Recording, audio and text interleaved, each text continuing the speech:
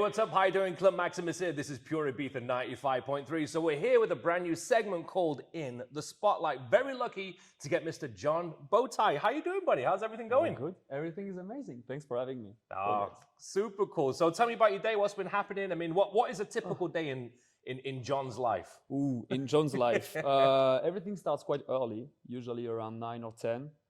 Which is still early for a nightlife person. Let's be realistic. To be honest, yeah. A lot of coffee and all the emailing and things, all the, let's say, brain processing things happens in the morning. Yeah. Then music. Yeah. Music as much as I can, preparing sets or producing music. And then midday, sport, gym, if I can, if I don't have a meeting or anything. Afternoon is usually a bit more relaxed. I try to have a nap. Mandatory nap, and then at night you play. So at night is work, and this is like the most boring and classic day in a DJ #producer thingy. Nice, cool. Now, before we start talking about what you're actually doing now, let's talk about last year. So, I mean, literally, we're just a couple of weeks into 2024. So let's talk about 2023. What kind of things did you get up to then? And also, was there like maybe a specific highlight or something that you're quite proud of in that year? Well, last year was so far the craziest of all. Music-wise, first time playing in festival setup. Yeah. So quite, let's say, 1,000, 2,000 type of people set up. Nice. That was cool, very exciting. Played in a lot of different venues as well. Finally launched my first night where I had the music direction. It's a rhythm in Secret Room. Nice. This one is the first thing when I say I was like having directions on something, so it's like really interesting. And then the project Gate 2 came midsummer. So and we are running it since the last 2 days of 2023. So yeah, quite a big year. Let's talk about Gate 2. So Gate 2 is this project that you and Paul have been doing. I've been seeing a lot of stuff online. Tell me about the concept of Gate 2 and also how that came about. So the beginning of this was, so we both work at Iris mainly, and we had this indoor space that became available. The guys from AdMind, they were like, Paul, John, would you consider taking this room as your own place? It is a small room, 150 people max.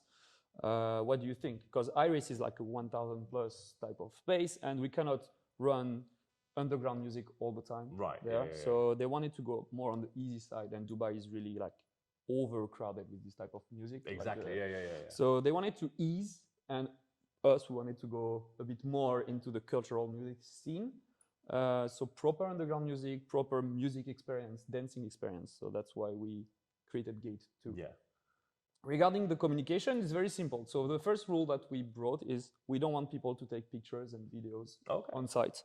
It is not because we want people to misbehave. It's more about getting away from distractions, like getting back to enjoy the music, dance, and not focus about time or what's happening around you. Because, we have to, like, I don't know, back in the clubs, back in the time when you were not having a Instagram and everything, you were going out and dancing, and that was the main thing, the main thing. We wanted to go back to this feeling. Yeah. First night out.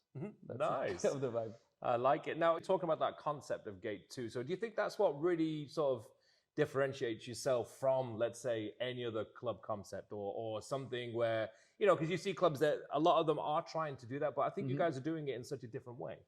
Maybe what's different is that Paul and myself designed the whole place, the whole concept. So from like the 4 walls, we did everything inside. Sound system as well. Everything is oriented around this sound system. Yeah. It is super, super loud and super, super good. You feel the music. Like even a deaf person can go and enjoy the night there because you really feel what's happening inside. This is really good. We made, let's say, our dream as a club person, artist thing. It's amazing to play inside, amazing to dance inside. Right.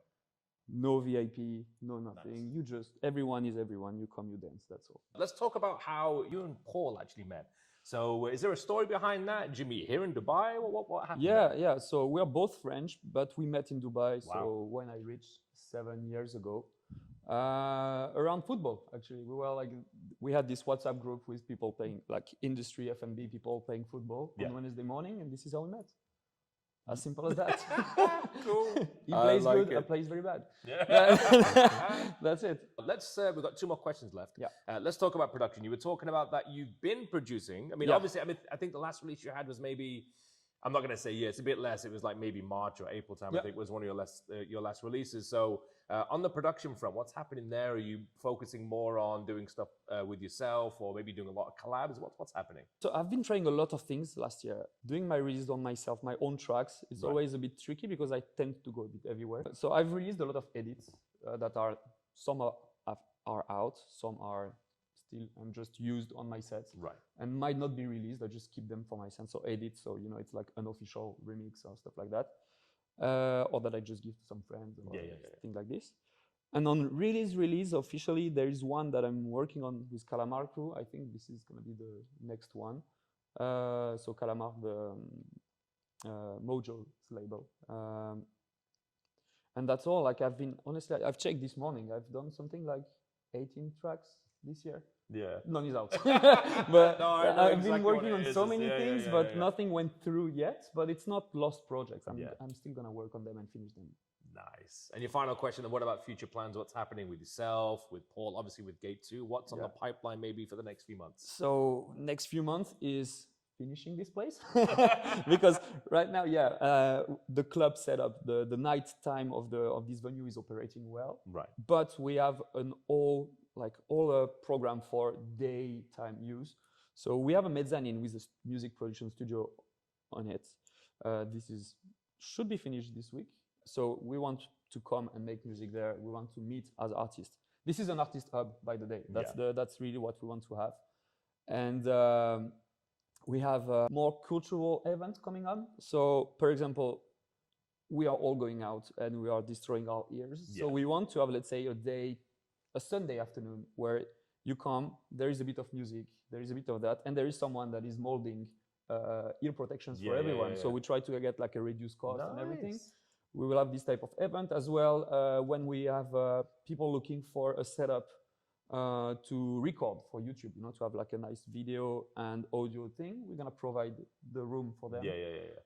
And plenty of other events that are gonna happen during the day, just to, let's say, to make the Dubai scene move a bit further into community and music. So it's just to go out of social media, but more into let's make some interesting things here. Yeah, actually having people meeting up in person would actually be a good thing.